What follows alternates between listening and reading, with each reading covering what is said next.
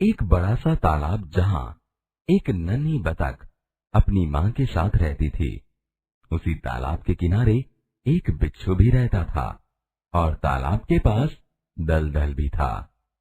एक दिन नन्ही बतख तट पर आई तो उसने देखा कि एक बिच्छू दलदल में फंसा है।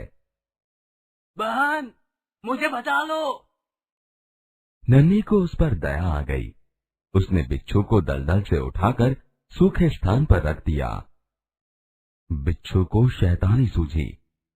उसने नन्ही को डंक मार दिया। नन्ही पीड़ा से तड़प उठी। क्यों भाई, तुमने मुझे डंक क्यों मारा?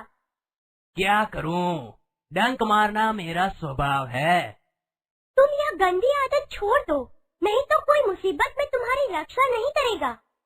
बिच्छू उसकी बात अनसुनी कर आगे बढ़ गया। नन्ही अपनी माँ के पास नदी में चली गई। नन्ही बेटी, तुम कहाँ रह गई थी?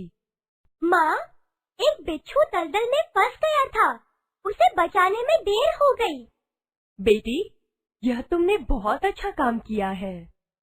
लेकिन बदले में उसने मुझे डंक मार दिया।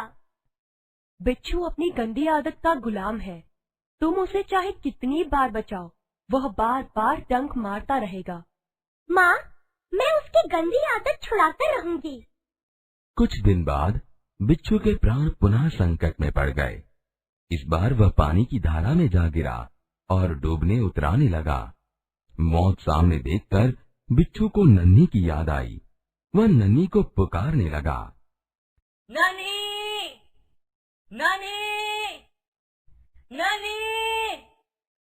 नन्ही ने उसकी करुण पुकार सुन ली। वह झपटकर बिच्छू के पास आ गई। अब मैं इस गंदे स्वभाव वाले बिच्छू को नहीं बचाऊंगी। बहन, मुझ पर दया करो। नन्ही का मन डोल गया। हो सकता है इसने अपनी गंदी आदत छोड़ दी हो। नन्ही ने बिच्छू को दोबारा जीवन दान दिया। बिच्छू ने अपने स्वभाव के अनुसार उसे डंक मारने के लिए आगे बढ़ा। नन्ही उसका इरादा समझ गई।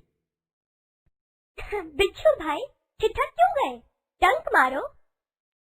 बिच्छू शर्म से पानी पानी हो गया। बहन, एक बात बताओ, मैंने सदा तुम्हारे साथ विश्वासघात किया, फिर भी तुमने मेरे साथ भलाई ही की। ऐसा क्यों? भलाई करना मेरा स्वभाव है। मैं तुमसे बदला लेने के लिए अपनी अच्छी आदत क्यों छोड़ दूं? मेरा काम बचाना है। मैं मुसीबत में पड़े को बार बार बचाती रहूंगी। तुम्हारा काम डंक मारना है, तुम मारते रहो। देखती हूँ कौन जीतता है। नन्ही बहन, आज तुम जीत गई। मैं वचन देता हूँ, अब मैं किसी निर्दोष जीव को डंक नहीं मारूंगा। नन्ही खुश होकर नदी में चल दी। बेटी, कहाँ देर कर दी? नन्ही ने पूरी घटना बता दी। प्यारी समझदार नन्ही, भले लोग अपनी बार बार की भलाई से इसी तरह बुरे लोगों को भला बनने की राह दिखाते हैं। नन्ही प्रसन्न होकर थिरकने लगी। बोध, इस कहानी से हमें ये सीख मिलती है कि अच्छे लोग अपनी बार बार की भलाई से इसी तरह बुरे लोगों को भला बनाने की राह दिखाते रहते हैं। शंकर सुल्तानपुरी।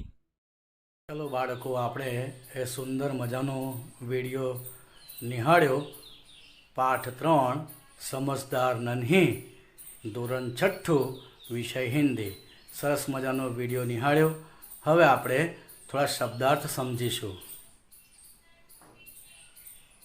તટ, કિનારા, નન્હી, છોટી, પ્રાર્થના, बिनती, शैतानी, शरारत એટલે મસ્તી, તડપના, व्याकुल होना, लापरवाही, बेफिक्री, स्वभाव, प्रकृति,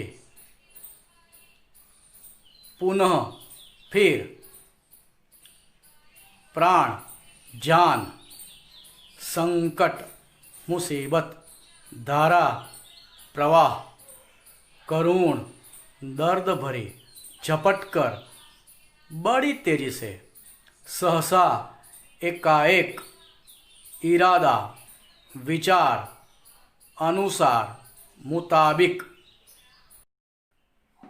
बिच्छू डंक मारने वाला जंतु।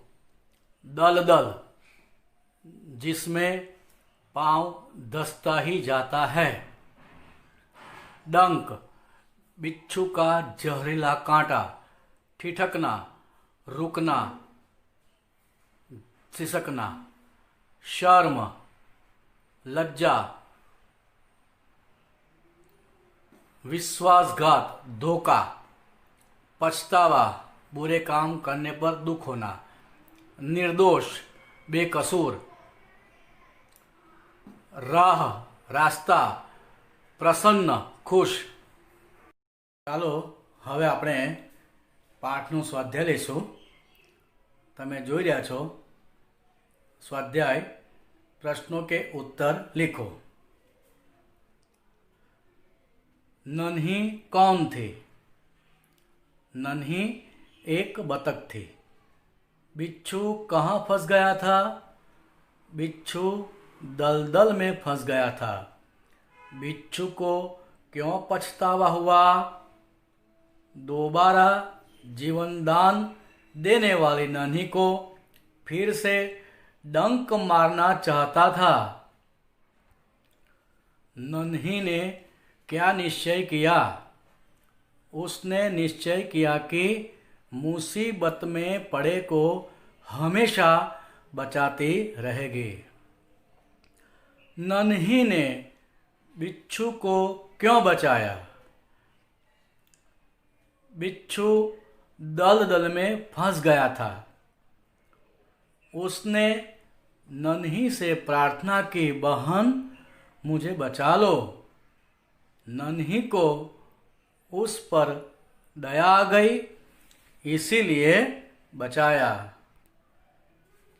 बिच्छू के स्वभाव के बारे में माँ ने नन्ही से क्या कहा? बिच्छू अपनी गंदी आदत का गुलाम है। तू चाहे कितनी बार उसे बचाती रहेगी, वो तुम्हें डंक मारता रहेगा। नन्ही ने अपने स्वभाव के बारे में क्या कहा? नन्ही ने बिच्छू से कहा कि भाई, भलाई करना मेरा स्वभाव है। मैं तुमसे बदला लेने के लिए अपना भलाई वाला स्वभाव क्यों छोड़ूं? मेरा काम मुसीबत में पड़े को बचाना है। હવે થોડા વિશેષ પ્રશ્નો જોઈએ। बिच्छू ने नन्ही से क्या प्रार्थना की? बिच्छू ने नन्ही से प्रार्थना की कि बहन मुझे बचा लो। शैतानी सूझने पर बिच्छू ने क्या किया? शैतानी सूझने पर बिच्छू ने नन्ही को डंक मार दिया। नन्ही ने माँ के सामने क्या निश्चय किया? तो उसने निश्चय किया कि वह बिच्छू की गंदी आदत छुड़वा कर रहेगी। नन्ही ने क्या सोचकर बिच्छू को दोबारा जीवन दान दिया है? નાનીએ ફરીથી વીંછીને કેમ બચાવ્યો? यह सोचकर जीवन दान दिया कि शायद अब उसने डंक मारने की गंदी आदत छोड़ दी होगी। अंत में बिच्छू ने क्या प्रतिज्ञा की? अंत में बिच्छू ने यह प्रतिज्ञा ली कि अब वह किसी निर्दोष जीव को कभी डंक नहीं मारेगा। बिच्छू को क्यों पछतावा हुआ? बिच्छू के साथ उस नन्ही ने हमेशा अच्छा व्यवहार किया। बदले में बिच्छू ने उसके साथ खराब वर्तन किया। 2 बार जीवनदान देने वाली नन्ही को डंक मारना चाहता था। उसको अपनी गलती समझ आ गई, इसलिए बिच्छू को पछतावा हुआ। बुरे व्यक्ति को हम सही रास्ते पर कैसे ला सकते हैं? बुरे व्यक्ति के साथ बार बार भलाई करने से सही रास्ते पर ला सकते हैं। समझदार नन्ही से हमें क्या सीख मिलती है? इस कहानी से हमें यह सीख मिलती है कि प्रेम और धीरज से किसी भी बुरी व्यक्ति को उसकी बुराई छुड़वा सकते हैं। रिक्त स्थानों की पूर्ति कीजिए, એટલે કે ખાલી જગ્યા પૂરો। મેં ખાલી જગ્યા પૂરેલી છે, તમારે એનો વધારે અભ્યાસ કરવાનો છે। नन्ही ने बिच्छू को खाली जगह में फंसा देखा, दलदल में। बिच्छू को खाली जगह सूझी, शैतानी। बिच्छू ने नन्ही की बात अनसुनी की। नन्ही आवशे। बिच्छू दूसरी बार खाली जगह में गिरा, पानी की धारा में। पहली बार दलदल में और दूसरी बार पानी की धारा में। नन्ही बिच्छू का खाली जगह समझ गई। इरादा। नन्ही ने बिच्छू की खाली जगह पुकार सुनी, करुण। डंक मारना बिच्छू का खाली जगह है, स्वभाव। मैं बिच्छू की खाली जगह आदत छुड़वा कर रहूंगी, गंदी। अब मैं किसी खाली जगह जीव को डंक नहीं मारूंगा, किसी निर्दोष जीव को। नन्ही का खाली जगह दूसरों की खाली जगह करना था, तो स्वभाव और भलाई। निम्नलिखित शब्दों को शब्दकोश के क्रम में लिखिए। એટલે અ આ ઈ ઈ ઉ ઊ ક કા કી કી ક ક ખ એ રીતે। તો बिच्छू, नदी, शैतानी, डंक, मुसीबत। तो मैं बाजू में जवाब लख्यो छे। डंक, नदी, बिच्छू, मुसीबत, शैतानी। जो तमने जे सामे चित्र देखाय छे, सरस मजाना 4 चित्रों आप्या छे। આપણે એની ઉપરથી કહાની લખવાની છે। હું કહાની આખી બોલી જાઉં છું, પછી તમારે તમારી ભાષામાં તમારા વિચારોમાં લખજો, બહુ જ મજા આવશે।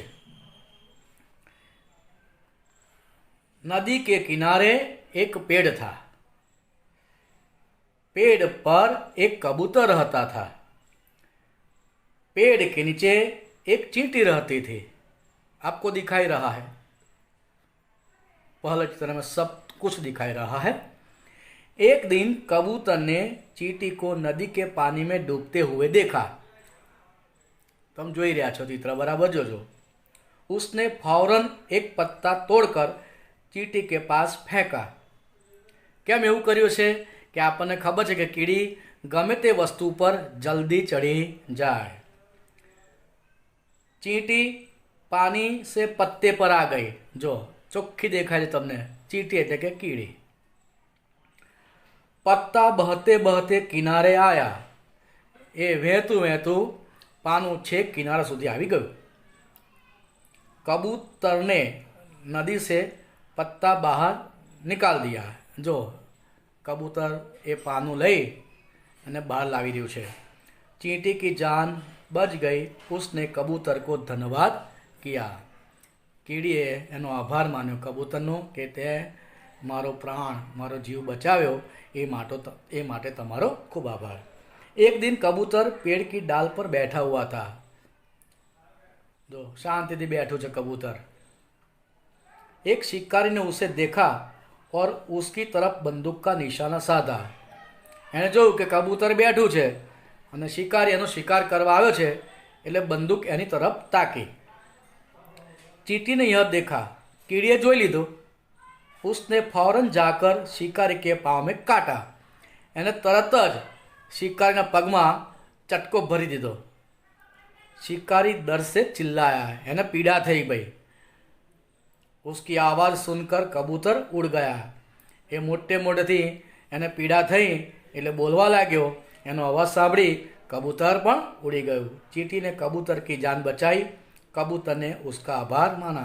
आ रीते भलाईनो बदलो भलाईथी कोण वाळ्यो? कीड़ीए। कबूतरे कीड़ीनो पण आभार मान्यो।